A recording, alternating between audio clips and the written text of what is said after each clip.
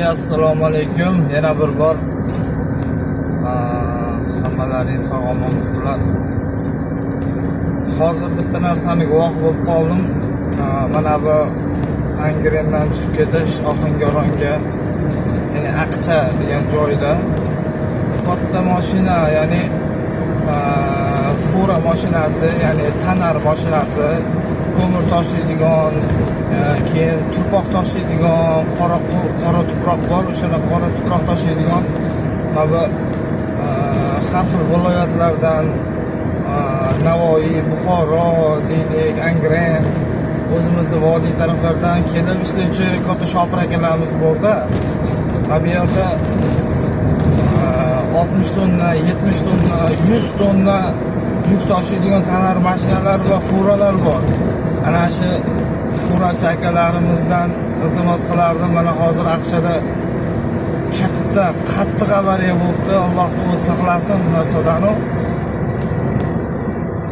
O'sha ko'mir olib ketyaptimi endi bilmayman. U 80 tonnalik mashina yo qora tuproq toshib ketyapti, og'darilib ketibdi. Bitta furani orqasidan kelib solibdi. Yo'lda ko'ramizda akalar, o'sha 2-3 million oshiqroq pul topaman deb katta o'ta darajada перегрузоqyapsizlarda. Birinchidan yo'llarimiz talabga javob bermaydi. Ikkinchidan o'zlarining jonlarini juda ham qattiq xatarga qo'yib yuboryapsizlarda.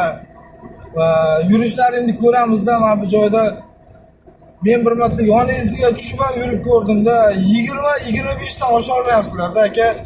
Undan ortiq yura olmayapsizlar. 30 ga chiqsalaring balonlaring bor, qaltirab ketyapti bor. Nima qilasizlar shunaqa qilib, hozir bilmayman, Xudo biladi endi. Bu yerda hozir insonlar tirikmi yoki tirik basmi, uni Alloh biladi, shu yerda hozir ko'ruvchilar biladi.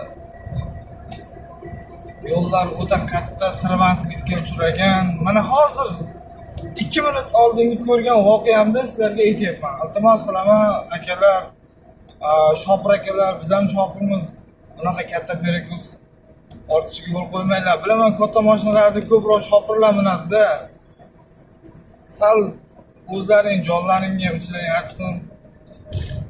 Oilalaringda farzandlaring, ahloyollaring, ota-onalaring kutib turadi-da. Shopirlardan ko'ryapmiz yoshlarda, endi yangi uylangan, bizdan qo'r 30 yoshar bolalarda ko'p.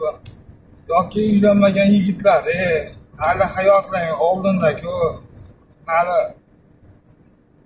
ko'p uylanmagan bolalar ko'raman furada. Hali hayotning oldinda uylan, bola chaqali bo'l, orzu-havasli bo'lgan, unaqa katta 1-2 million oshiqcha pulga ishqiboz bo'lib, bunaqa katta riskovat qilmaydi, iltimos.